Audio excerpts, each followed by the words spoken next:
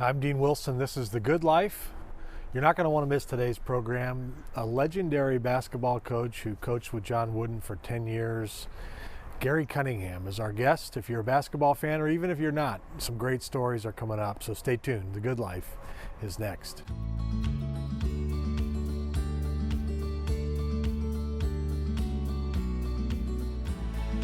This is Good Life. I'm Dean Wilson. We go around the world on YouTube and Facebook. We're on locally here on TV Santa Barbara. I have a special guest today. If you're a basketball fan, I'd encourage you to stay tuned. My guest is Gary Cunningham. Gary, welcome. Thank you. Glad to be here. So Gary has done something that I have not, which is appear on the cover of Sports Illustrated. This is Gary from a little while ago. A little while. That's when they wore short shorts. Right, those are short shorts. Yeah, they didn't come down to my knee. Right, they're about half the length, I think, that they are now. Gary was a basketball coach and athletic director, and we're going to get into his career in a minute, including spending 10 years as an assistant with Coach John Wooden, which I want to ask you about. And recently, Gary was the athletic director at UCSB, retiring in 2008. So, Gary, just to start, tell us a little bit about kind of where you were born and raised and a little bit about your family. Okay, I'm an LA kid. I was born and raised in Los Angeles. Lived a long time there and ended up going to UCLA and graduated from there, and then worked down there, and then finally left and went to Oregon for 2 years and Wyoming for 5 years and Fresno for 9 years, and then came here in 1995 to Santa Barbara as the athletic director at UCSB. And you'd mentioned to me you're on kind of a track. You were thinking about a college presidency, but you were drawn to administration. Is that right? Yeah, I wanted to be a college president, and I ended up getting a bachelor's, master's, and doctorate degree at UCLA, and I was going to be a professor, a dean, vice chancellor, a chancellor, and then so I started teaching at UCLA. And Coach Wooden, I was up in the student union for breakfast one day, and Coach Wooden is sitting there, and I told him that I just signed a contract to teach. He said, "I just lost my freshman basketball coach. How would you like to join the staff and coach the freshmen?" And I said, "I have to talk to my department head." Department head said, "If it doesn't cause you any problems, if you know, with your job, yes."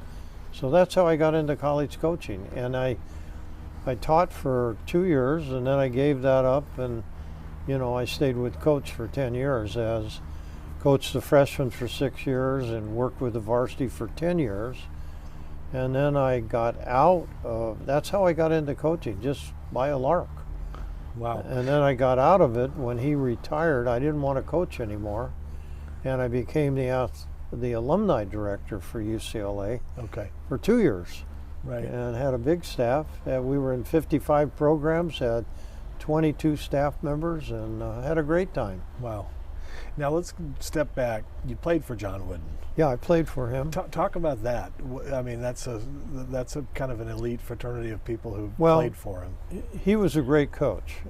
Very organized, believed in fundamentals, and was a stickler for fundamentals, doing things his way, the right way. But beyond that, he was more than a coach. I mean, he was a mentor, a teacher, and he wanted to be remembered as a teacher, mainly. And he was a teacher. He's a great teacher of life lessons and a great teacher of the game of basketball. And he believed that if you were prepared during the week, you'd be ready to play on the weekend, and it would take care of itself. Yeah. But we were in great shape. He taught us. He worked us very hard, and I had a great career there. I started all but one game my whole career there. Now you were drafted, right? Yeah, I was drafted by the Cincinnati Royals. Okay. There were only eight pro teams at that time. Okay. And you didn't end up playing, though? No, I went overseas. Okay. And I played 2 years in the Philippines and taught U.S. history at the American School in Manila, Philippines. Okay. And coached the basketball team. And Did everything. You know, when you're young, you can do everything. Right. You know. Right. And so I did that for 2 years, and then came back to UCLA and enrolled in graduate school. Worked on my master's degree. Okay.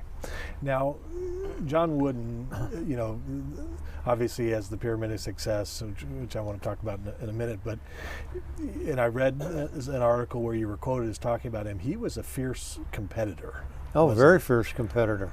I mean, I don't think you hear that much about. You know, now he's kind of this, you know, soft, gentle, and of course, at the end of his life, he was the greatest coach ever. I mean, he won more than anybody. But he wanted to win. He wanted to win the right way, and he wanted to win, and he was tough. I mean, he was a tough disciplinarian. Now, he never stood up. You know, the coaches today, you don't even need a chair for them. I mean, they're standing up, coaching all the time. But he had a rolled-up program, and he used to get on the officials through the program like a megaphone. But he was an intense competitor, and he won. I mean, he only had one non-winning season, and that was in high school in Kentucky. He coached 2 years in Kentucky. Okay. And then he coached 2 years at Indiana State, and then he came to UCLA in 1949. So he was demanding in the sense that he wanted on the practice court perfection. I mean, he was looking for perfection. Yeah, absolutely. And some of the coaches today use a lot of profanity when they coach. Yeah. I've never heard that man ever use a swear word. Is that right? But his word was, if he didn't like something, gracious sakes. What are you doing, Gary? And if he really didn't like it, then it was gracious sakes alive. Those were his 2 words. You don't have to bleep those out. Huh? Yeah, that's as bad as it got. That's as bad as it got. But you knew if you got the gracious sakes alive, you were in big trouble. Big trouble. And you and Denny Crum were the 2 longest tenured assistants with him. Is that correct? Well, I think I was. There was a guy named Jerry Norman who was with him before us. I coached with Jerry, and then Denny came, and Denny had played for him, and then Denny left and became a Hall of Fame coach at Louisville. Right. Did very, very well. So is the Bill Walton story, legendary story, true about he didn't want to cut his hair or his beard, and Coach Wooden said, no problem, we're really going to miss you? Is that right? That's a true story. I don't think he could get away with this stuff today, but he wanted no mustaches, no beards, sideburns down to the lower part of the lobe of the ear, not any longer than that. And he didn't care during the practice season, but once we started playing games, you had to clean up. Well, Bill was going to challenge him. And so he comes in, and Bill says, it's a free country. And Coach says, yeah, it's a free country, but we're going to miss you, Bill. Bill went up and cut his hair. Everything off. That is a great story. There's a story about Sidney Wicks and Curtis Rowe, and they were All-American players and played in the NBA. And they came in, and they were 2 African-American guys, and they had beards. They weren't going to shave. And Coach says to him, you got 5 minutes. What do you mean 5 minutes? And it goes on, and then he says, you got 4 minutes. And then he says, you got 3 minutes to go shave or your season is over. They went up to the athletic training room, and they have these shears that you cut your, when you tape your ankles, you cut the hair off your legs, lower legs. And they use those on their face. You should have seen them. They were bleeding, terrible. But they learned a lesson. That is hilarious. That's a true story about Bill, yes. And what was Bill Walton like at that age? I mean, on the court, he was incredible. Work ethic, quick learner, had a lot of skills, but he learned quick. He was a great team player. I think the best outlet pass on the break of any player that's ever played the game. But he was into all kinds of stuff, causes and things, and you know, and Bill never did anything halfway. But he was very bright. He was a very good student, and he stuttered, and people didn't think he was very smart. He's a history major with like a 3.9 GPA. Wow. But he would to talk to you like this. Right. And so later on, he went and worked with people and was cured of his stuttering. Huh. And he's an example now, role model for people that stutters, and he does a lot of work with that. Wow. And Coach used to say, well, Bill now, you can't shut him up. Right. You know, he just talks. He was a broadcaster for Yeah. a lot of years. Yeah, well, he still is. Yeah, Yes. that's funny. So you take the freshman team, you end up with a guy named Lou Alcindor. Ferdinand Lou Alcindor III. Ferdinand. Ferdinand Louis Alcindor III. So you, in the first game in the history of Pauley Pavilion, Yeah. it's you and your freshman team with Lou Alcindor against the #1 ranked UCLA varsity team. Tell us what happened. Well, that was the first game I ever coached. I had just joined the staff, and we had Lucius Allen, who later played in the NBA, Lynn Shackelford played in the NBA, and a guy named Kenny Heights, who was from Santa Maria. And then we had 2 walk-on guys that were really good. Well, we blitzed them. I mean, we killed them. And we ended up winning by 15 points. And, you know, and there was a human tunnel when we started of his former players, and they're all cheering coach. And here this young buck, 25 years old, beats the coach. And, you know, and I didn't know how to handle it. I really didn't know how to handle it with the press or anything. And so I told my wife, they had a reception, you know, up in the student union. I said, let's go up there. And we sat in the corner and didn't really socialize. And I said, you know, I'm going to be 1 and out. I'm going to get fired on Monday. And so on Monday, his administrative assistant comes in and says, Coach Wooden wants to see you. And I thought, okay, this is it. So I go into his office, and he complimented me on our press, how we got through their full court press and everything. He said, I'm going to use that attack when we play against other people for full court presses. He said, well done. I really like the way your team played. I had a job. So anyway, I went out and called my wife, and I said, well, we still have a paycheck. Right. And so you're on his staff, 8 national championships. Yep. And first of all, won third place, and 1 year we didn't win it. Okay. With the one and done NCAA culture now, that's never going to happen again, is it? I mean, that kind of a run. No, players aren't going to stay. I mean, the way we recruited, we would recruit 3 or 4 players every year, and it was kind of a system where the seniors left and the upperclassmen taught the lowerclassmen, and everybody stayed. Yeah. That isn't going to happen today. I mean, I'm sure 3 of those freshman players I had would have played 1 year. Yeah. And left. And then they did away with the freshman rule, and you know, freshmen could play varsity. Right. I don't like the one and done. I don't like it. I mean, you know, they're just using the university. Yeah. Yeah, it seems like it's changed the college game considerably. It has. It's changed a lot. You don't know who you're going to have.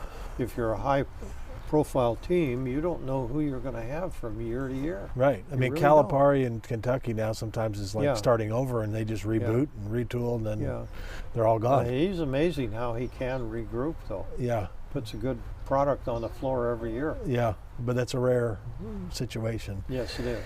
John, Coach Wooden retires. 2 years after that, they come and offer you the head job. I could have been the head coach after. Right after. Yeah, but I had this dream of being a college president, and I was going to pursue the administration, and I turned him down, and Gene Bartow became the coach, and I did the alumni directorship for 2 years. Wonderful, wonderful experience. And 55 programs, 22 employees. And then they came over and asked me, because Gene left, and they said, you got to save our program. Well, Gene had won like 55 games and lost 14 or something. Right. And we were really down. Save the yeah, really down. Going to save the program. So I said, okay. And my heart really wasn't in it. After the first year, I went 25-3 the first year, and I did it one more year. And the second year, my biggest disappointment, we lost in the regional final to DePaul. And that's the year that Magic Johnson and Larry Bird and all those guys were in the Final Four. And I thought we could play with them. And we had beaten DePaul by 23 points earlier in the year. Oh, and wow. we ended up shooting 13% in the first half. Oh. And then they stalled the whole second half. And we No lost. shot clock. No shot clock. No shot clock. Yeah. And we lost by 3. Never lost a game by, I lost 8 games in 2 years, never lost one by more than 4 points. Wow. Yeah. Yeah, it's a. So I had good teams, and but I didn't want to do it anymore. So I left there and shocked the world and went to Western Oregon State College, 2,800 students in a little town up in Oregon. Wow. And actually, you have the highest winning percentage of any head coach in UCLA history. Yeah, which Coach Wooden used to 150 and lost 8. Coach Wooden used to love to tell that when he got up, you know who's got a better percentage than I do, and he'd point to me. But he was a great man. I mean, just credible man and a credible person to seek advice. He always had time for people. Huh. He had a little den, and we used to call it the Shrine because there was every award in America given on the wall and stuff. And he was very generous with signing copies of his Pyramid of Success, and Yeah. just and he went to breakfast every morning at this place called Vips, just a old-fashioned Really? breakfast place, and they knew him in there, and he always ordered the same thing. They had 1, 2, 3, 4, 5 on the menu, and he always ordered number 2. And so he'd hold court in there in the morning. Really? And many times I came down and we'd go to breakfast with him, and then we'd go to the Shrine and sit there and tell stories and talk for a couple hours and have great memories. Yeah, It's I like bet. a father to me. Yeah, I bet. And of course, his beloved Nell, and you mentioned you were married for 55 years before your wife passed. So Yeah. between the two of you, you had a lot of rich history with your spouses. Yeah. That must have made for Well, some great coaches- conversation. Nell was his high school sweetheart. I mean, Oh, really? they grew up in Martinsville, Indiana, which is about an hour south of Indianapolis. And, he knew her a long time. Wow. And if I might tell a story, Please. Coach was superstitious.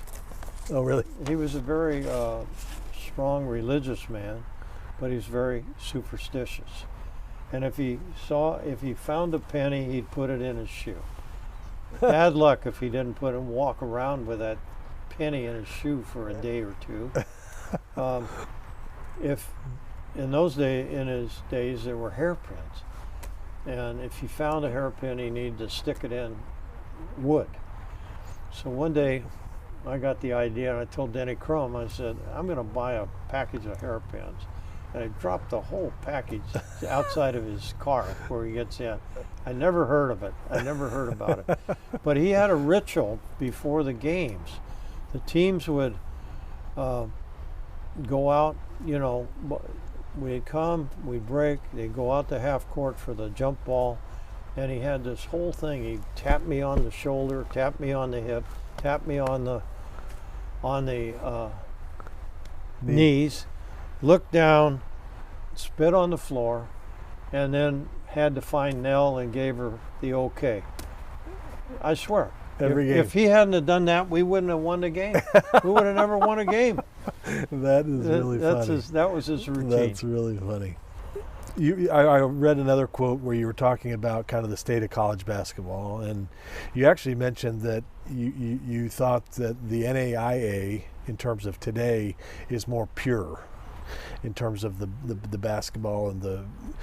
Talk about that a little bit. Okay, your thoughts. I think the NAIA Division III and Division II, and the mid majors like we are at UCSB, are more pure than the big guys. The big guys, it's all money, it's one and out, and it's just, and you don't have that at all the other levels. So, in my opinion, it's more pure basketball. Athletes come there to play, to get an education, and to graduate. That's not true at the Kentuckys, right, North Carolinas, the Dukes, and et cetera, et cetera.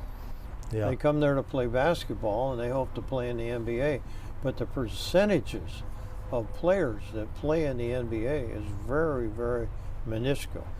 Example, last year UCLA had 3 players, Brown, Hands, and Wilkes. And they all thought they could play in the NBA. None of them got drafted. I thought Wilkes would get drafted, and they're not playing.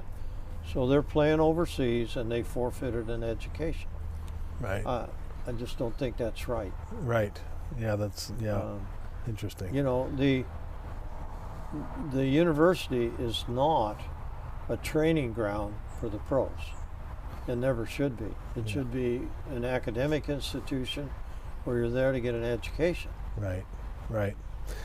How do you spend your time now? I know you're involved with Special Olympics. Is that? Yeah, I'm on the board of Special Olympics. I have been for a long time on the Leadership Council, and I used to be their representative to Southern California, but I gave that up. I'm locally, I'm the chairman of the board for the Santa Barbara Athletic Roundtable. I'm president of the United States International University Sports Federation. That's a mouthful. Yeah, it is. But we're in charge of the World University Games, which are like the Olympics for college students. And they're every 2 years, and I've been president. I'm giving it up this year in May, and I will have been president for 25 years. I've been all over the world. Wow. We usually, in the summer games, take about 400 athletes, and we take about 100 in the winter game. There are 170 countries that compete in the summer games. Wow. 12,000 athletes. And it's a second level, people don't know about it in the United States, but it's second level of competition in the world. And lots of Olympians from different countries compete. And then we compete in the winter sports too. Wow. And I was in Siberia for 19 days the end of February. Oh, and wow. that is one cold place. Yeah, one I bet. day. A little different. But the Russians put $1 billion into building new facilities. It was in a city called Krasnoyarsk, which is 1 million people. A very nice city, beautiful. Wow. But anyway, I've been to Siberia. The other things I do, I'm on the Hall of Fame selection committee for the colleges, for coaches and players. And I go to Kansas City for the selection every year, and we honor the class. I'm a trustee with the United States Sports Council, Sports University, I'm sorry. And NACTA, I'm a former president of the National Collegiate Athletic Directors Association. And I'm on 5 committees there. Good. 2 meetings a year. And I have my own consulting business. When I retired from UCSB, I go in and do reviews on programs. The last one I did was the University of Hawaii. Went over there thinking, oh man, I'm going to really enjoy Hawaii while I work. I did 23 interviews, looked at all their venues, looked at their business stuff, and wrote a report for them. Told them what they did, what, in my opinion, they were doing right, and what they weren't, and what they needed to do. And they implemented a lot of things. I get paid for that. Yeah. All the other stuff I don't get paid for. Right. Is the consulting, so is that primarily for universities or is it for nonprofits or businesses, or is it? No, I just do it for university athletic programs. I did one at Westmont. Oh, did you? A few years ago. Okay. Yeah. Nice. Yeah. Gail Beebe. So I wanted to ask you finally, and you mentioned this, but I read that you said that Coach Wooden was like a father to you, and of course he's, his 7 keys to life. I was reading the other day. He talks about make each day your masterpiece, help others, be true to yourself, drink deeply from good books, especially the Bible, make friendship a fine art, build shelter against a rainy day, pray for guidance, and give thanks for your blessings every day. Is there one of those or that has stood out to you as you've lived your life that you gleaned from your time with Coach They're Wood? all good. They're all good. It's tie for first. 7-point creed. And then, of course, this pyramid of success. There's 2 things. One, you have good days and bad days. Hopefully you have more good days than bad days. But I try to say to myself every day, make each day your masterpiece. That came from Will Rogers. Huh. But try to make each day your masterpiece. The other thing, and I advise a lot of people with this, do the best you can. Do the best you can. And if you do the best you can, you're successful. You can't do any more. Yeah. But only you are going to know if you did the best you can. I used to give that to my players a lot of times before we went on the floor. Yeah, that's wonderful. And those are 2 things. And the second one is not in the 7-point creed. Yeah, no, that's great. But it's in the heart of his pyramid of success. Right. What a wonderful career you've had, and it's great to meet you, and congratulations on your success. I know you've impacted a lot of people, and thanks for coming on. Yeah, well, thank you. It was a pleasure to meet you, and a pleasure to be a part of your program. Thank you. Gary Cunningham was our guest. Thanks for watching Good Life. We'll see you next time.